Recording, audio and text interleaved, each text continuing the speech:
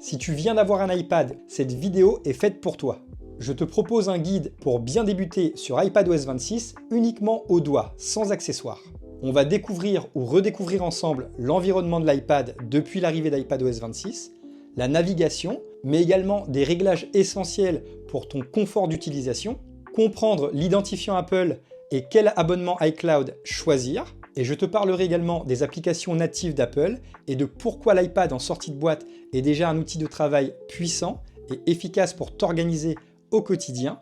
Tout cela sans te ruer sur l'App Store et dépenser 1 € de plus. Et pour terminer, je te montrerai comment organiser ton écran d'accueil, supprimer des icônes d'applications inutiles, les réorganiser, afficher des widgets.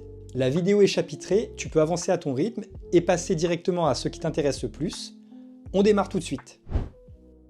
Vous avez votre tout nouvel iPad et une fois passé les pages de configuration, vous atterrissez sur cet écran d'accueil. Le mien paraît un peu différent du vôtre, ça c'est normal, parce que j'ai déjà opéré quelques petites modifications, mais ça ne change rien aux explications que je vais vous donner tout de suite.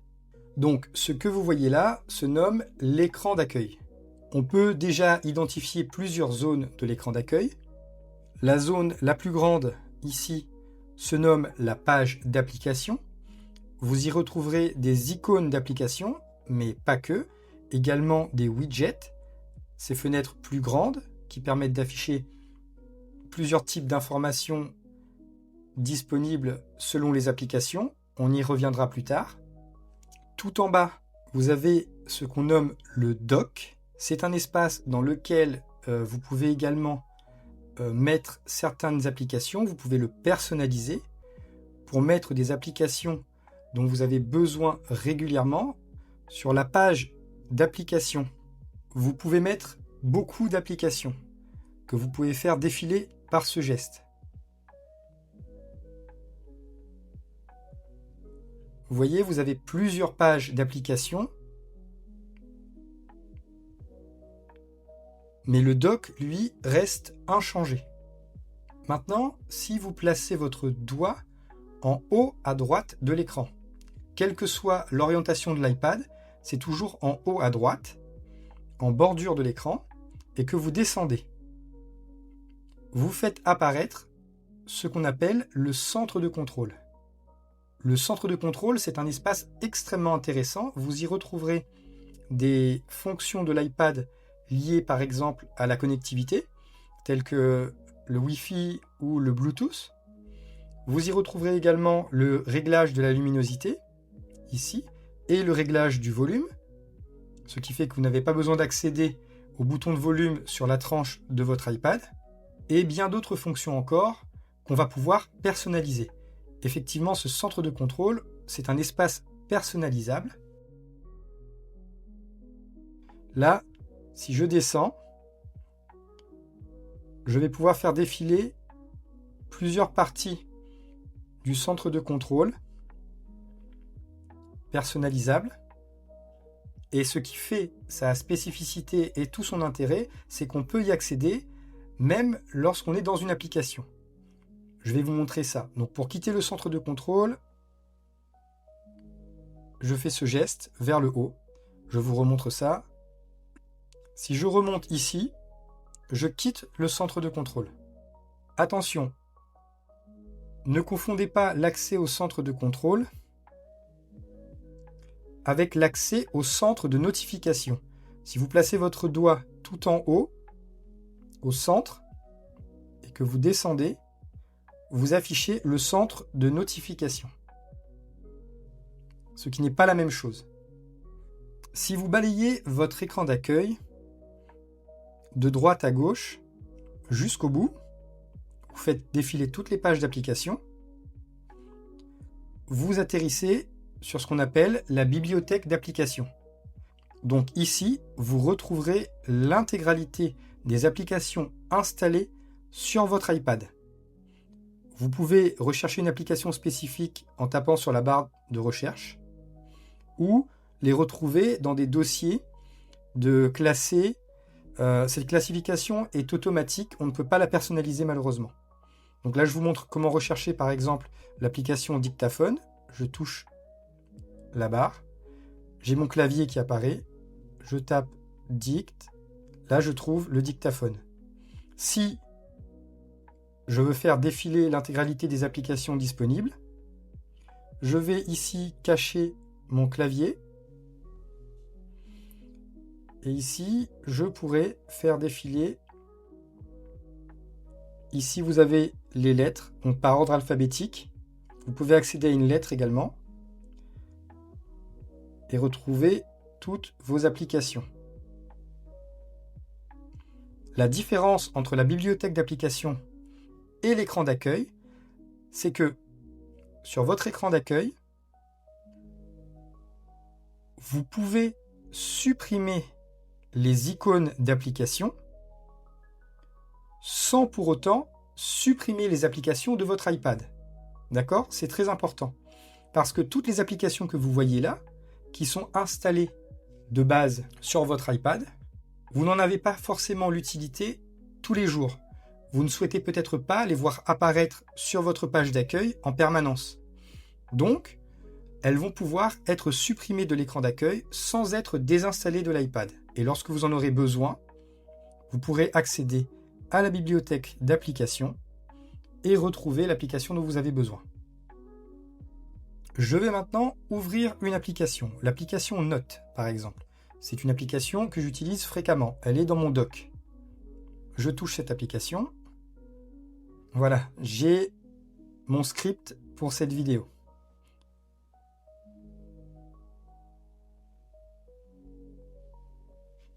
De base, sur votre iPad, une application va s'ouvrir en plein écran.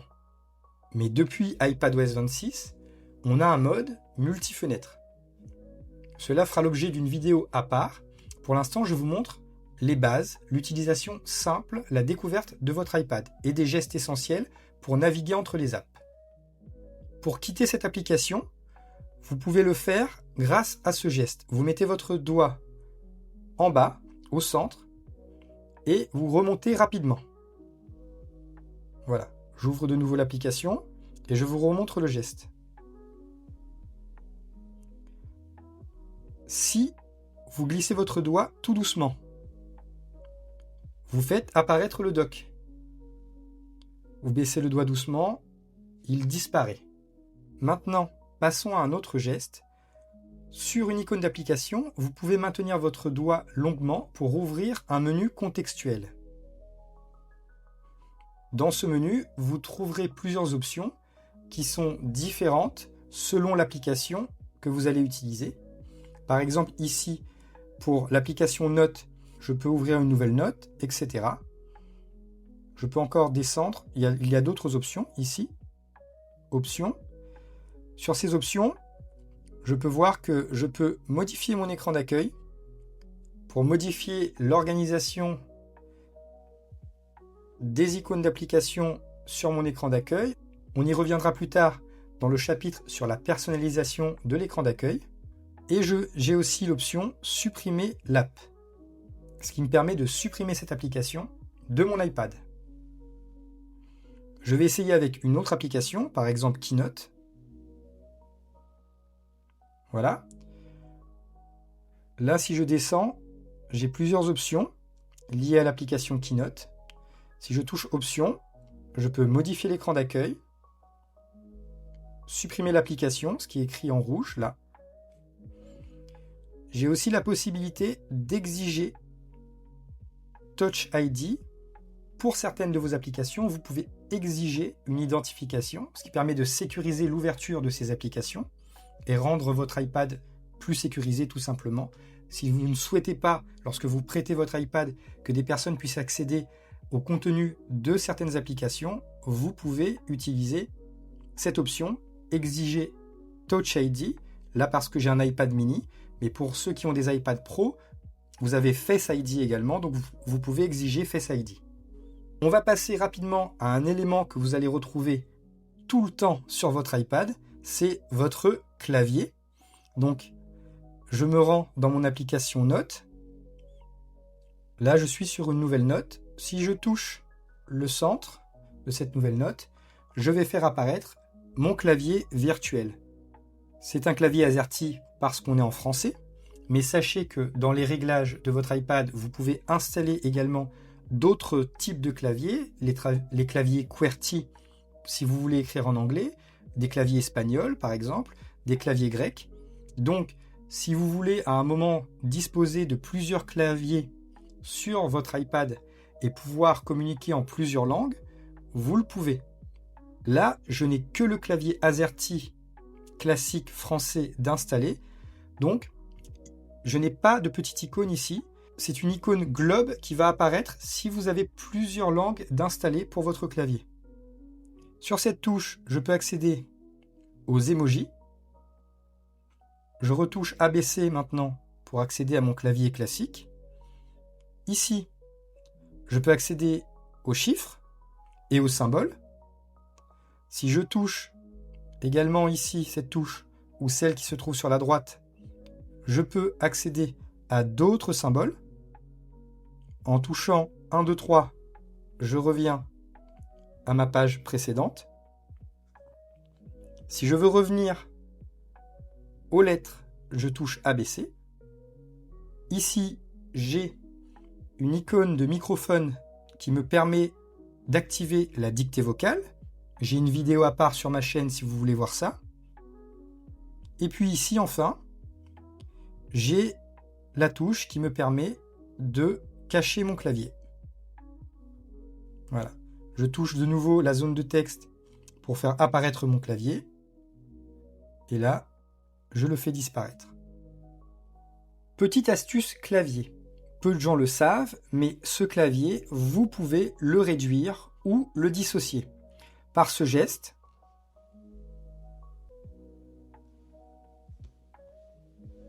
maintenant de l'extérieur vers l'intérieur, je réduis le clavier. Et là, je peux le déplacer en touchant les 3 petits points ici.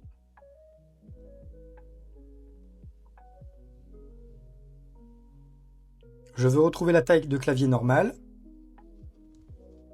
Je vais vous montrer un geste essentiel pour pouvoir visualiser l'ensemble des fenêtres d'applications ouvertes sur votre iPad. Toutes les applications récentes. Vous aurez tout l'historique des fenêtres. Vous placez votre doigt au milieu en bas et vous remontez jusqu'en haut de l'écran, jusqu'au milieu de l'écran. Ici, vous avez un ensemble de fenêtres qui ont été ouvertes récemment. Et vous pouvez naviguer ainsi et aller jusqu'à très loin dans l'historique des fenêtres ouvertes. Je retourne à mon application Notes. Pour cela, je touche la fenêtre. Maintenant, tu vois à quoi ressemble l'interface de l'iPad et tu connais les gestes essentiels pour naviguer. On va passer à la suite. Quelques réglages essentiels pour améliorer ton confort d'utilisation sur iPad. Pour accéder aux réglages de votre iPad, vous devrez ouvrir l'app Réglages, qui est cette petite app grise avec le symbole d'engrenage. Voyons voir quelques options utiles. Tout d'abord, si vous faites défiler à gauche comme ceci, vous pouvez voir multitâches et gestes. Ici, dans multitâches et gestes, vous allez d'abord pouvoir personnaliser l'interface de votre iPad, la façon dont les apps vont s'ouvrir. D'abord, app en plein écran, si vous souhaitez une utilisation simple de votre iPad, avec uniquement une seule app affichée à l'écran à chaque fois. Vous avez maintenant l'app en fenêtre, qui est ce nouveau mode apparu avec iPadOS 26, et vous avez Stage Manager. Stage Manager, c'est une utilisation à part, souvent avec un écran externe. Je vais passer dessus pour l'instant. Ce que je conseille aux débutants, c'est de démarrer avec App en plein écran. Et une fois familiarisé avec l'interface de l'iPad, si vraiment vous avez besoin d'afficher 2 applications en simultané sur votre écran pour une utilisation plus complexe, vous pouvez passer à l'app en fenêtre. Plus bas, si je descends, j'ai d'autres types d'options, notamment changement d'app avec 4 ou 5 doigts. Ici, je vois que c'est activé. Alors, par exemple, là maintenant, si je pose 4 doigts au milieu de l'écran et que je balaye, je vais pouvoir balayer entre plusieurs applications que j'ai déjà ouvertes sur mon iPad. mon application Notes, mon application Safari. Je reviens là sur Notes et je reviens dans mon application Réglages. Donc vous voyez, ça peut être très utile pour retrouver une application ouverte récemment. Vous n'êtes pas obligé d'utiliser l'intégralité des gestes disponibles sur votre iPad. Ces gestes, ils existent uniquement pour vous offrir à chacun la possibilité de choisir ceux qui correspondent à votre manière de fonctionner. Ce n'est pas parce que vous n'utilisez pas un geste en particulier que vous utilisez mal votre iPad. C'est simplement que ce geste ne vous convient pas, que vous n'y trouvez pas votre utilité ou qu'il ne s'adapte pas à votre façon de travailler. Maintenant, passons à gestes de productivité. Ici. Ce sont des gestes qui s'effectuent à 3 doigts. Notamment, vous avez un petit descriptif en bas. Notamment, si vous touchez 2 fois à 3 doigts, vous pouvez annuler une action. Si vous pincez à 3 doigts et écartez à 3 doigts, vous pouvez faire un copier-coller. Également, à 3 doigts, vous pouvez rétablir ou annuler une action. Une petite démonstration dans Notes. Bon, déjà, avec mes 4 doigts, je peux balayer. Non, c'est ici. Et je peux réaccéder à Notes. Je vais prendre une note vide. Ici, je vais taper un texte. Je m'appelle... Ou je m'applique plutôt.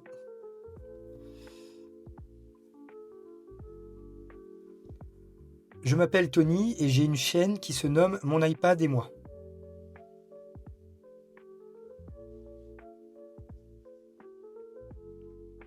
Donc là, si je sélectionne ce texte, vous voyez, j'ai un menu qui s'affiche déjà. Donc je peux très bien faire copier et ensuite toucher coller également. Mais je peux utiliser mes 3 doigts. Vous collez ce que vous avez copié. Une option à désactiver. Si, comme moi, vous utilisez votre iPad de façon nomade et que vous vous déplacez régulièrement, vous marchez en l'utilisant, vous pouvez désactiver secouer pour annuler. Pourquoi ? Parce que vous allez avoir sinon des messages répétitifs lorsque vous bougez trop votre iPad qui vous demandent si vous souhaitez annuler ou rétablir la dernière action effectuée. Ça, c'est une option que je désactive régulièrement. Si vous avez ce type de message, c'est parce que secouer pour annuler est activé. Donc, désactivez-le. Ici, vous avez balayé depuis un angle avec le doigt. Alors, cela ne fonctionne qu'avec le mode app en plein écran. Je choisis app en plein écran. Je peux ici activer balayer depuis un angle avec le doigt. Et là, choisir le coin inférieur gauche, l'option que je souhaite, note rapide ou capture d'écran, et le coin inférieur droit. Donc, il y a 2 options possibles pour ce geste rapide, qui est de balayer le coin inférieur droit ou le coin inférieur gauche. C'est une capture d'écran. Donc là, par exemple, coin inférieur gauche, je vais le faire. Là, j'ai une capture d'écran que je peux annoter ou enregistrer. Je vais annuler. Et ici, le coin inférieur droit, j'ai choisi note rapide. Voilà, il me demande si je veux créer une note rapide. Maintenant, si je valide, voilà. Donc, ce sont aussi des gestes qui vous permettent d'accéder rapidement à certaines fonctionnalités de votre iPad. Tout en bas, vous avez lancé l'image dans l'image automatiquement. Certaines applications vous permettent, lorsque vous visionnez par exemple une vidéo YouTube ou une vidéo sur le web, lorsque vous quittez votre navigateur ou YouTube, vous pouvez voir apparaître la petite fenêtre avec la vidéo qui continue de jouer sur votre iPad et vous pouvez naviguer et ouvrir une autre application. Passons maintenant à la section luminosité et affichage. Ici. Vous pouvez choisir une apparence claire ou sombre selon votre préférence, mais vous pouvez également programmer une automatisation pour passer du mode clair au mode sombre selon une heure de la journée ou en suivant le lever et le coucher du soleil. Donc au coucher du soleil, vous allez basculer automatiquement en mode sombre et au lever du soleil en mode clair. Donc le mode sombre peut vous offrir plus de confort la nuit notamment. Moi je reste en mode clair. Parlons maintenant de Liquid Glass, qui est cette nouvelle interface d'iPadOS 26, ce nouveau look dans iPadOS 26 et iOS 26. Il affiche effectivement des menus transparents et tout le monde n'est pas fan.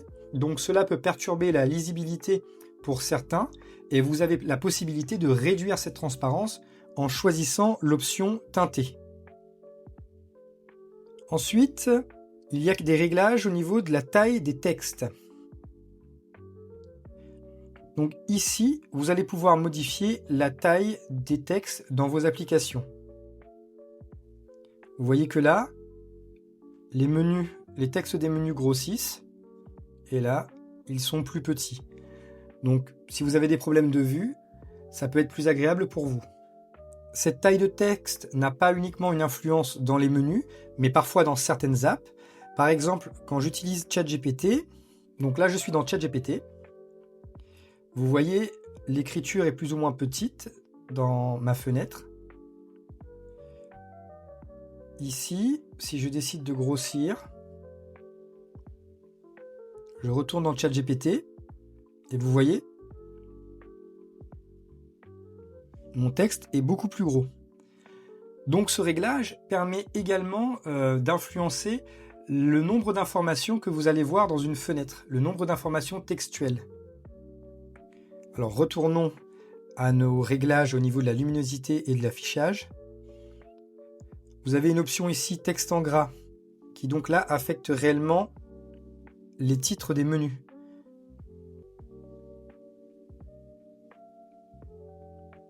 Plus bas, l'option True Tone vous permet en toutes circonstances, selon les conditions de luminosité, de garder des couleurs optimales sur l'écran de votre iPad.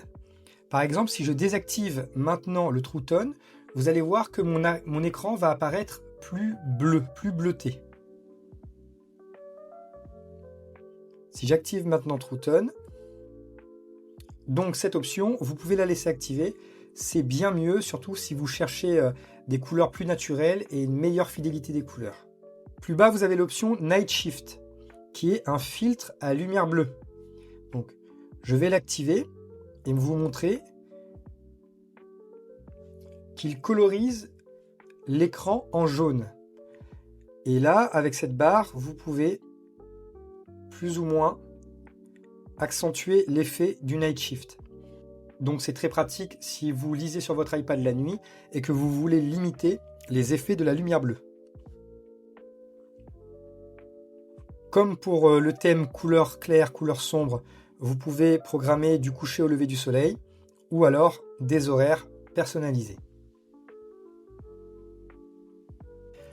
Plus bas, vous avez le verrouillage automatique qui est très pratique. Si vous voulez économiser de la batterie à un moment et que vous oubliez d'éteindre l'écran de votre iPad, vous pouvez programmer un certain nombre de minutes et l'écran de votre iPad va s'éteindre automatiquement au bout de 2 minutes d'inactivité, par exemple, de 5 minutes d'inactivité, de 10 minutes ou de 15 minutes. L'option plus bas, verrouiller et déverrouiller, automatiquement votre iPad lorsque vous fermez et ouvrez son étui. Donc je vais en faire la démonstration parce que j'ai un étui d'iPad qui est compatible avec cette fonctionnalité. Donc il faut que certains étuis ne sont pas compatibles, ne sont pas reconnus automatiquement. Celui-là, si. Donc normalement, quand je vais fermer, cela va éteindre automatiquement mon écran. Si j'ouvre, vous allez voir, l'écran va se rallumer juste après.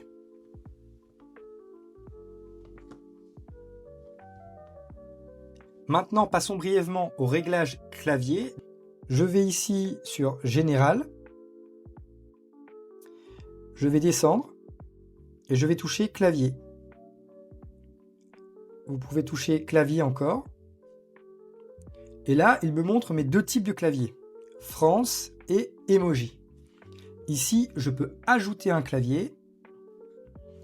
par exemple le clavier anglais. Il y a différents types d'anglais, Afrique du Sud, Australie, Canada. Je vais choisir anglais, États-Unis. J'ai l'option ajouter au clavier français, France, ou ajouter un clavier. C'est ce que je vais faire, c'est l'option que je préfère. Et je choisis QWERTY. Je valide. Maintenant, si je teste mon clavier, je vais dans Notes par exemple. Vous voyez ici est apparue la touche avec la petite planète. Si je touche une fois, on m'explique parce que c'est la première fois que je configure un nouveau clavier. Donc je peux changer rapidement de clavier en touchant cette touche. Et je peux maintenir le doigt dessus et afficher une liste et choisir un clavier. Donc continuer. Voilà. Donc là, j'appuie longuement et je peux choisir anglais, emoji ou français.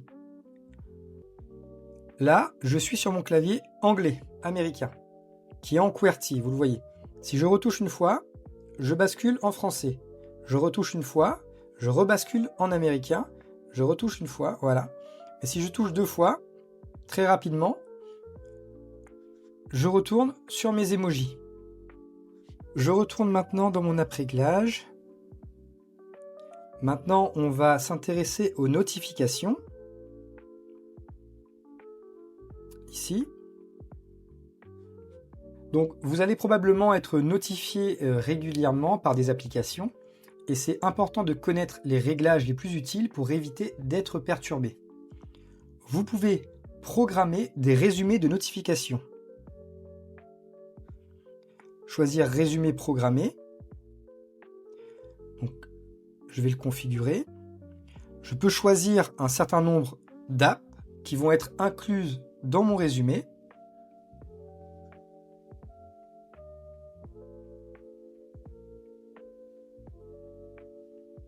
J'ajoute deux apps, par exemple YouTube Studio et ChatGPT. Et là, je choisis une heure de résumé. Et peut-être un deuxième résumé dans la journée également. Ce qui m'évite de recevoir des notifications régulièrement, toute la journée, mais qui va centraliser, regrouper, une fois le matin et une fois le soir, l'ensemble des notifications que j'ai reçues dans la journée. Donc une fois activé cela, vous pouvez ajouter plusieurs résumés et regrouper plusieurs types d'applications. Donc voilà, vous avez vos heures de résumé programmées ici. Vous pouvez ajouter un nouvel horaire de résumé. Donc c'est le nombre de résumés que vous aurez dans la journée.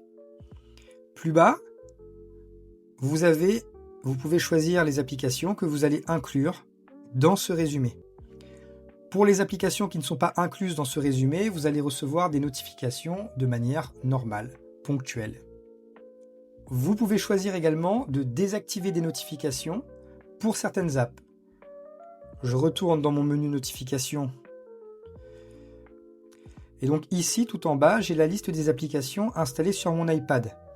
Pour chacune de ces applications, je vais pouvoir, simplement en touchant, par exemple, je vais choisir rappel. Là, j'ai certaines options qui s'affichent, donc je peux autoriser ou interdire les notifications. Donc pour rappel, je souhaite que ce soit autorisé. Je choisis distribution immédiate et non pas résumé programmé. Je mets toujours distribuer immédiatement, donc rappel pour moi ce sont des notifications urgentes, voilà. Et ensuite, plus bas, j'ai le style d'affichage de ces notifications.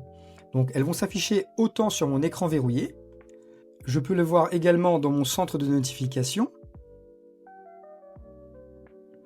et en bannière, c'est-à-dire une bannière qui va descendre automatiquement lorsque j'ai un rappel.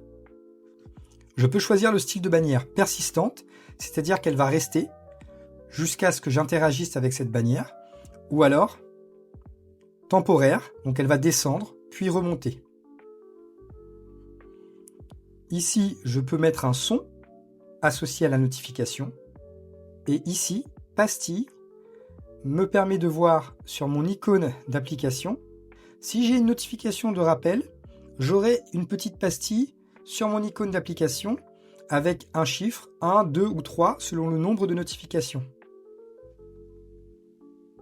Ici, pour l'écran verrouillé, vous pouvez afficher les aperçus des notifications,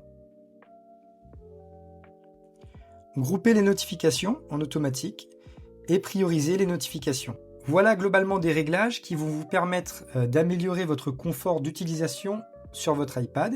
Comme je vous l'ai dit, je ne peux pas faire le tour de l'intégralité des réglages disponibles. Dans les menus, les options sont souvent bien expliquées, donc vous pouvez faire un tour et voir également d'autres types de fonctions que vous pouvez activer pour votre utilisation et votre confort personnel. Il y a des usages particuliers, mais ce ne serait pas pertinent de les détailler ici. Ça pourra faire l'objet d'une série de shorts si vous le souhaitez. Et sache que tout ce que je te montre, tu peux le retrouver en version PDF dans un pack de ressources gratuites que je t'offre. Le lien est en description. J'espère que certains réglages que je te montre te seront utiles. Maintenant, on passe à iCloud et l'Apple ID. Toutes les données que contient ton iPad reposent sur une chose, ton identifiant Apple et ton espace iCloud.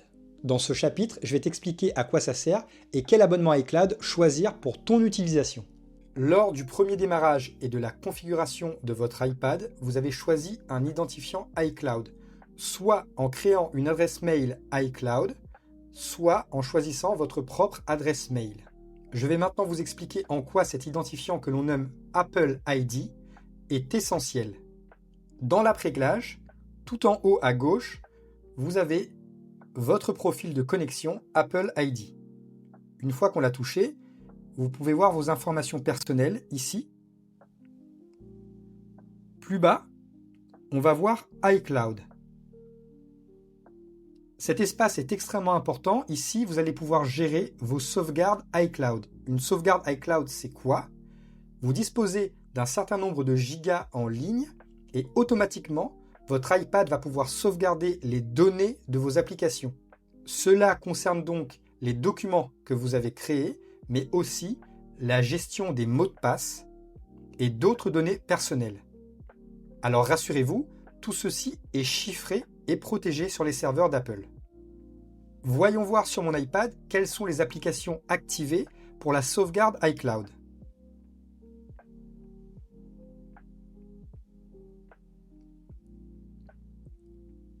Vous pouvez voir sur cet iPad que je n'ai pas choisi de sauvegarder et de synchroniser les photos et les vidéos présentes sur cet iPad sur mon espace iCloud. Si je souhaite retrouver sur l'intégralité de mes appareils Apple les vidéos et les photos, je peux aller ici et choisir synchroniser cet iPad. Vous pouvez choisir pour chacune de vos applications la sauvegarde ou non sur votre espace iCloud. Ce que je vous conseille, c'est de sauvegarder tout. Alors moi j'ai fait le choix, parce que c'est un iPad de travail, de ne pas sauvegarder photos iCloud. Je ne veux pas retrouver mes photos personnelles et mes vidéos personnelles sur cet iPad. Mais pour tout le reste, que ce soit mes notes, mes documents, ma navigation Internet, mes mails, je retrouve tout sur cet iPad et sur mon iPhone. Lorsque vous mettez votre iPad en charge, la synchronisation et la sauvegarde vont se faire automatiquement. Votre sauvegarde iCloud est limitée par l'espace iCloud dont vous disposez. De base, Apple offre 5 Go de disponible pour vos sauvegardes. 5 Go, c'est assez peu. Ce que je recommande, c'est d'augmenter votre espace disponible de stockage iCloud, au moins de prendre les 50 Go si vous ne comptez pas stocker des photos et des vidéos. Mais si vous avez des vidéos ou des photos personnelles, prenez au moins les 200 Go. Pour cela, on va se rendre ici, fonctionnalité iCloud, gérer le forfait. Ici, vous avez toutes les formules disponibles pour votre espace de stockage en ligne. Comme vous le voyez, Apple offre maintenant jusqu'à 12 Tera de stockage en ligne, pour une somme assez conséquente par mois. Si vous avez un iPad de 128 Go, prenez les 200 Go à 2,99 €, c'est amplement suffisant. Pourquoi? Parce que Apple ne va pas sauvegarder l'intégralité du contenu de votre iPad en ligne. Il ne va sauvegarder que les données essentielles, les données de réglage et les documents créés. Donc, si vous voyez que sur votre iPad, l'espace occupé est par exemple de 128 Go, la sauvegarde de votre iPad ne fera pas 128 Go. Non. Apple va enregistrer uniquement l'essentiel de vos données.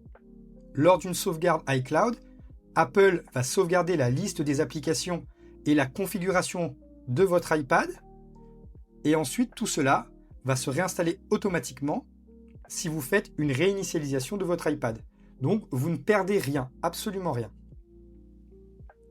Plus bas, vous pouvez voir cette option « Protection avancée des données ».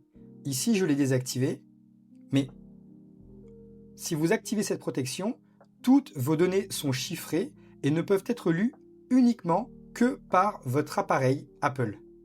Même s'il y a une fuite de données des serveurs Apple, seul votre iPad possède la clé pour déchiffrer les données.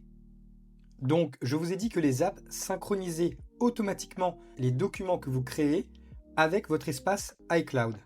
Ce qui nous amène à voir comment sont gérés les fichiers sur l'iPad. C'est assez différent d'un ordinateur classique.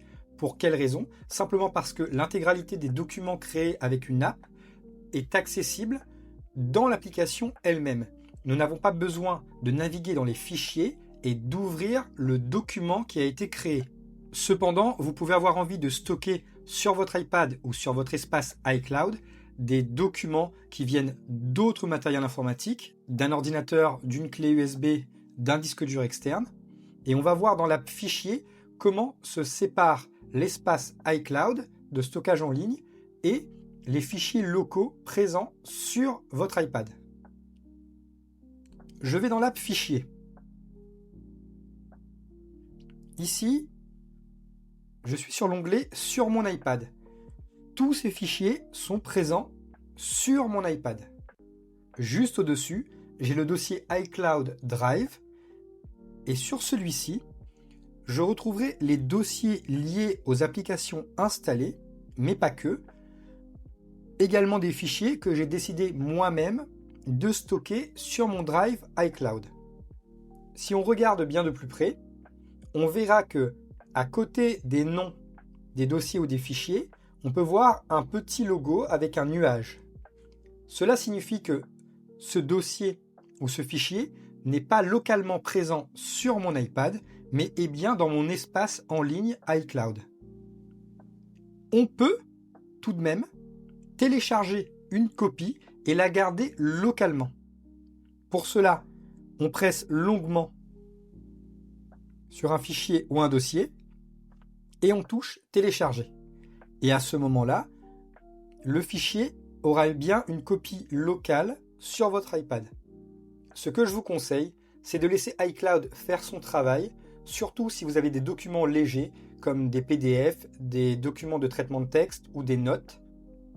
Si vous disposez en continu d'une connexion Internet, le téléchargement est pratiquement instantané avec les débits que nous avons de nos jours. La seule raison d'avoir un fichier localement pour pouvoir travailler dessus, c'est si ce fichier est vraiment lourd, comme un fichier vidéo par exemple, pour un montage vidéo. Là, à ce moment-là, c'est très utile d'avoir le fichier présent localement sur votre iPad. Puisqu'on ouvre la parenthèse sur la vidéo, je tenais à vous dire que si vous utilisez CapCut pour faire vos montages vidéo, de vidéos YouTube ou sur les réseaux sociaux, avec l'abonnement mensuel de CapCut, vous avez 1 Tera de stockage en ligne disponible. Donc vos projets sont stockés en ligne avec un espace d'1 Tera que vous donne CapCut dans votre abonnement. Ce qui signifie que pour cet usage exclusif, vous pouvez faire des économies sur votre abonnement iCloud. Vous pouvez donc réduire votre abonnement iCloud pour pouvoir sauvegarder uniquement des documents écrits, des factures, des PDF, des documents légers et utiliser uniquement l'espace disponible par l'abonnement CapCut pour stocker vos projets vidéo. C'était juste une petite parenthèse pour les créateurs ou les futurs créateurs de contenu. Maintenant, revenons au sujet de la vidéo. Votre identifiant iCloud, votre Apple ID, il vous sert également à vous connecter à l'App Store. ici, en haut à droite, vous avez votre profil. Si vous n'êtes pas déjà connecté, on vous demandera de vous connecter en utilisant votre Apple ID. Utilisez bien le même identifiant, c'est extrêmement important. Dans cet espace de l'App Store, ce que vous allez pouvoir retrouver, ce sont vos applications achetées et téléchargées,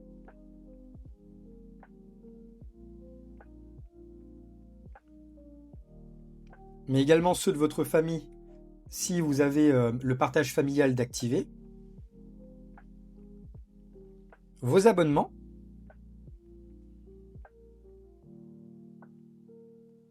dans vos abonnements, vous avez les abonnements actifs et plus bas, les abonnements inactifs. Sachez que si un abonnement est inactif plus d'1 an, il est automatiquement effacé de la liste inactif. Cet espace est important parce que vous pouvez y retrouver des applications que vous avez peut-être désinstallées il y a très longtemps et dont vous ne vous souvenez pas du nom. Et donc, vous pourrez voir l'historique de vos achats et de vos téléchargements d'applications. Maintenant, si c'est votre première fois sur l'Apple Store, pour pouvoir télécharger des applications, vous pouvez effectuer une recherche directement si vous connaissez le nom de l'application que vous souhaitez télécharger, ou vous pouvez rechercher des applications qui sont classées par catégorie. Vous avez des suggestions journalières également dans l'App Store. Ici, si je vais dans App, j'ai ensuite une suite de catégories. Donc si je cherche par exemple une application de productivité, je touche productivité. Et ici, j'ai toute une liste d'applications suggérées. Si je recherche une application en particulier, je touche la petite loupe. Et ici, je peux taper le nom de l'application. Par exemple, YouTube, qui n'est pas installé sur cet iPad. Ici, comme cette application a déjà été installée une fois, j'ai le petit nuage qui me suggère de la télécharger à nouveau. Si je choisis une application que je n'ai jamais installée, je vais naviguer ici. Vous aurez par exemple Obtenir. Si je vais sur la page de l'application, j'ai un descriptif de l'application, des avis. Également, on m'informe que c'est une application avec des formules d'abonnement et que j'ai droit à un essai gratuit. Et ici, je peux toucher Obtenir. Si c'est une application payante, il sera écrit Acheter. Petite astuce, si vous vous laissez tenter par une offre d'essai d'abonnement gratuit pendant 7 ou 14 jours, vous pouvez immédiatement retourner dans votre profil App Store. Vous allez sur Abonnement et immédiatement vous annulez votre abonnement.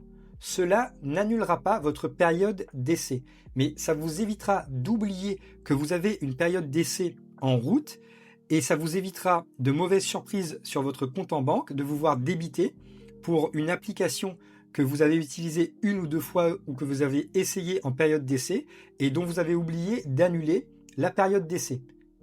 Si je vous le dis, c'est que ça m'est déjà arrivé. Donc n'hésitez pas. Par exemple ici, pour Final Cut Pro pour iPad, j'ai eu une période d'essai et je l'ai annulé tout de suite, mais un message en rouge en bas m'indique que le 30 décembre, c'est la fin. Donc, même si je l'ai préalablement annulé, j'ai droit à ma période d'essai intégrale. Voilà brièvement pour les informations concernant votre Apple ID, votre iCloud et l'App Store.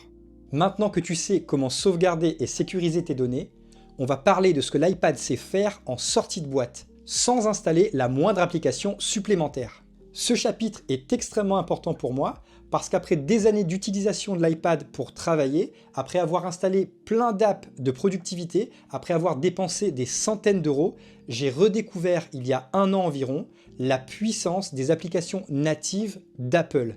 et je veux t'en faire profiter pour que tu évites les mêmes erreurs que moi. En sortie de boîte, ton iPad possède déjà tout ce qu'il faut pour t'organiser et travailler de manière professionnelle, sache-le. En fait, en sortie de boîte, l'iPad dispose par exemple d'un traitement de texte qui se nomme Page, et également d'un tableur qui se nomme Numbers. Ce sont les équivalents de Word et de Excel.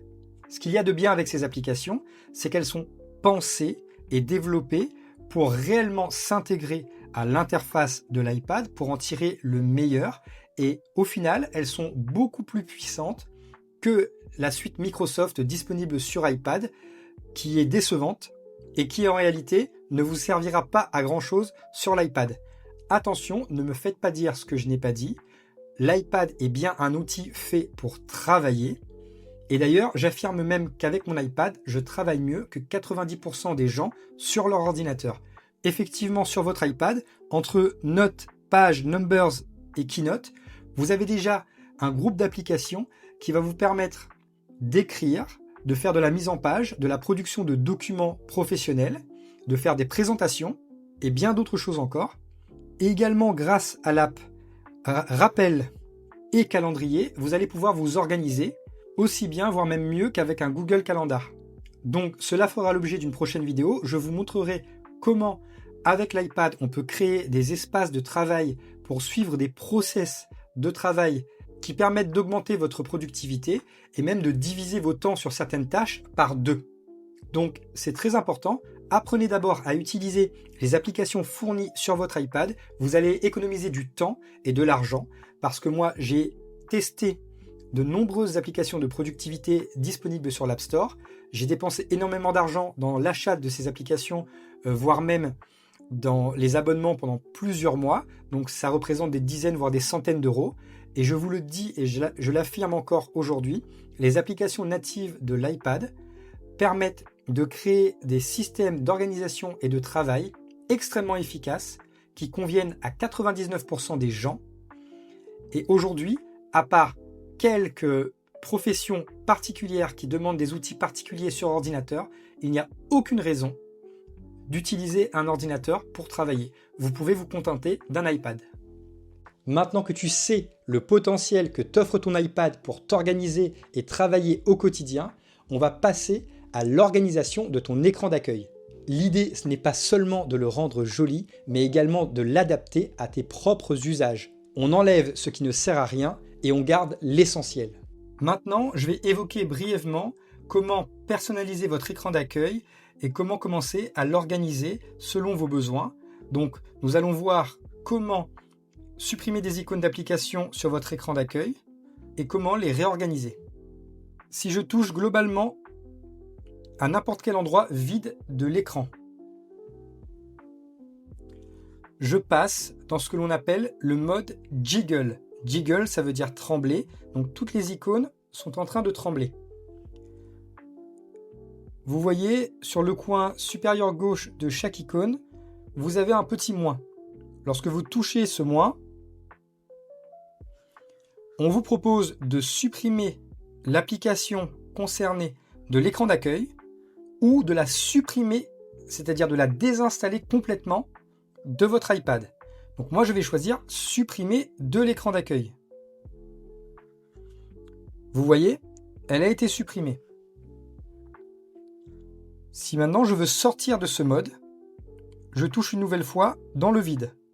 Ou alors je touche OK en haut à droite. Là, c'est revenu automatiquement. Au bout d'un certain temps, si vous ne touchez pas à l'écran, votre iPad quitte le mode jiggle par sécurité. Pour ne pas qu'il y ait de modifications malencontreuses, on ne sait jamais. Donc là, je peux défiler. Je vois un certain nombre d'applications présentes sur mon écran d'accueil. Et par exemple, je n'ai pas besoin de bourse, ni de météo, ni de localiser. Alors, imaginons que j'ai 10 applications qui ne me servent pas. Je pourrais appuyer sur le moins et répéter 10 fois de suite, supprimer de l'écran d'accueil. Mais ça me prendrait du temps et c'est fastidieux. Donc ce que je vais faire maintenant, c'est je vais choisir météo et je vais maintenir mon doigt. Et maintenant, je vais toucher bourse et je vais toucher localiser. Et vous voyez que ces applications se sont regroupées sous mon premier doigt. D'ailleurs, vous avez le petit chiffre 3 qui signifie qu'il y a 3 icônes d'application qui y sont. Je vais également prendre santé. Je n'en ai pas besoin sur mon écran d'accueil. Je vais prendre traduire aussi. Et puis, je vais prendre raccourci, tiens. Voilà. J'ai 6 applications. Maintenant, toujours avec mon deuxième doigt, je vais glisser vers la droite jusqu'à une nouvelle page vierge. Et je vais lâcher mes applications sur cette page vierge.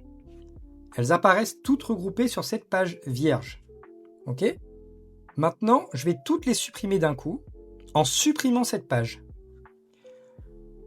Les points que vous voyez en bas représentent toutes les pages d'applications que vous avez sur votre iPad. Vous voyez ? Si je fais défiler,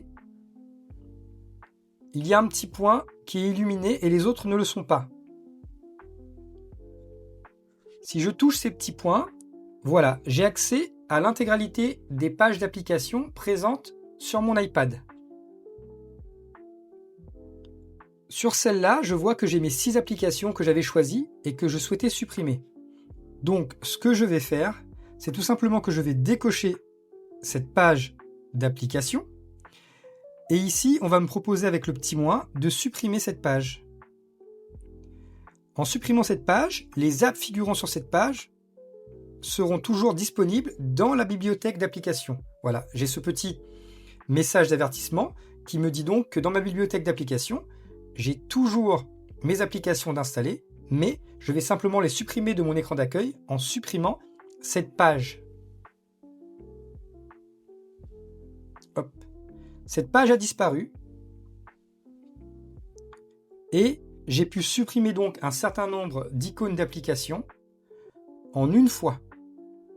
Je vais refaire une manipulation pour vous montrer une deuxième fois. Je touche dans le vide, je passe en mode jiggle. Ici, je peux accéder aux différentes pages d'applications en touchant. Je les vois, ces différentes pages d'applications qui représentent l'organisation de mon écran d'accueil. Je peux supprimer intégralement cette page d'application. Si je la décoche, on me propose de la supprimer en haut à gauche. Si je ne la supprime pas, que j'appuie juste sur OK, elle disparaît de mon écran d'accueil, mais je peux, à n'importe quel moment, revenir ici, recocher et la faire réapparaître. Maintenant, pour personnaliser votre dock, vous passez encore une fois en mode jiggle, en maintenant votre doigt dans un espace vide. Et ici, dans le dock, vous avez la possibilité de déplacer les icônes d'application en maintenant votre doigt et en faisant glisser pour les réordonner. Vous pouvez également les supprimer du dock en appuyant sur le petit moins. Donc encore une fois, supprimer de l'écran d'accueil ou supprimer l'app intégralement. Nous, on va supprimer de l'écran d'accueil. Donc l'application disparaît du dock. Vous pouvez récupérer une icône d'application présente sur votre écran d'accueil et la faire glisser dans le dock. Voilà. Il y a un nombre de places limité dans ce dock selon les iPads. Moi j'ai un iPad mini, ça doit s'arrêter vers 11-12 icônes d'application. Pour des iPad Pro ou des iPads plus grands, probablement 15 applications différentes. Quoi qu'il en soit, je ne vous conseille pas d'avoir 15 applications différentes dans votre dock.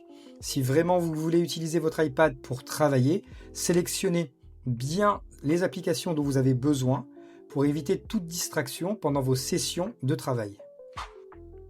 Vous voyez, sur cette page d'application, maintenant, nous n'avons pas que des icônes d'application, mais nous avons également des widgets. Les widgets, ce sont donc des fenêtres qui affichent certaines informations liées à certaines applications. Pour ajouter un widget, on peut appuyer sur la touche plus en haut à gauche. À ce moment-là, on choisit ajouter un widget. Vous avez une liste d'applications ici toutes les applications qui proposent une option de widget. Je vais par exemple choisir l'application calendrier. Maintenant, pour l'application calendrier, j'ai plusieurs options, plusieurs styles d'affichage pour mon widget. Je peux avoir une vue du jour. Je peux avoir également une vue de ma semaine globale. Je peux avoir une vue des événements mensuels. Et je peux avoir une liste d'événements, une liste compacte des événements à venir. Je vais ajouter ce widget. Il apparaît sur mon écran d'accueil. Je peux, en maintenant mon doigt, le déplacer et le placer où je le souhaite. Ici, par exemple. Si je touche de nouveau mon widget en mode jiggle, je peux choisir d'autres options, comme par exemple masquer les événements toute la journée, ou comme l'app calendrier. À ce moment-là, je choisis mon type de calendrier. J'ai un calendrier pour le travail, pour la famille ou pour YouTube par exemple.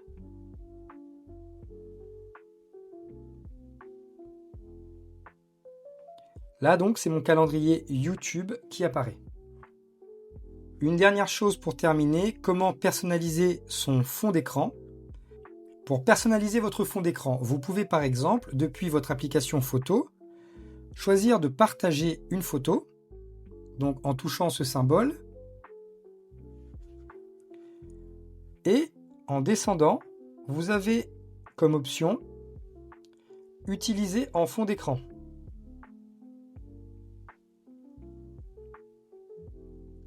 Ici, vous cliquez, vous touchez sur « Ajouter » en haut à droite.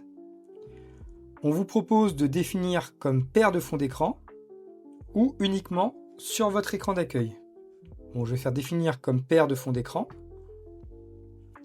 Et là, j'ai ma photo en fond d'écran. Également dans l'app réglage, si vous allez dans fond d'écran, vous avez un historique des différents types de fonds d'écran que vous avez pu utiliser auparavant. Vous pouvez les définir comme fond d'écran, mais vous pouvez également ajouter un nouveau fond d'écran ici. À ce moment-là, on me propose dans Photos de choisir un fond d'écran, ou alors j'ai d'autres options comme par exemple couleur. Et en choisissant couleur, je peux choisir une couleur précisément.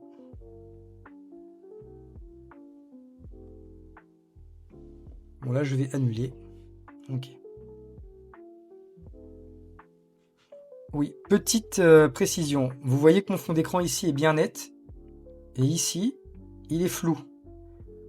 J'ai fait le choix, dans la personnalisation du fond d'écran, d'activer flou. Si je désactive flou, j'ai une image bien nette. Je peux activer flou et j'ai une image floue. Je peux, à partir de cette photo également, créer un dégradé qui va prendre les teintes de cette photo. Si cette vidéo t'a aidé et que tu fais partie des personnes qui souhaitent réellement travailler sur leur iPad, n'hésite pas à t'inscrire à ma newsletter plus bas et à télécharger mes ressources gratuites pour pouvoir mieux travailler sur ton iPad. Et mets un petit like et abonne-toi à la chaîne, ça fait toujours plaisir.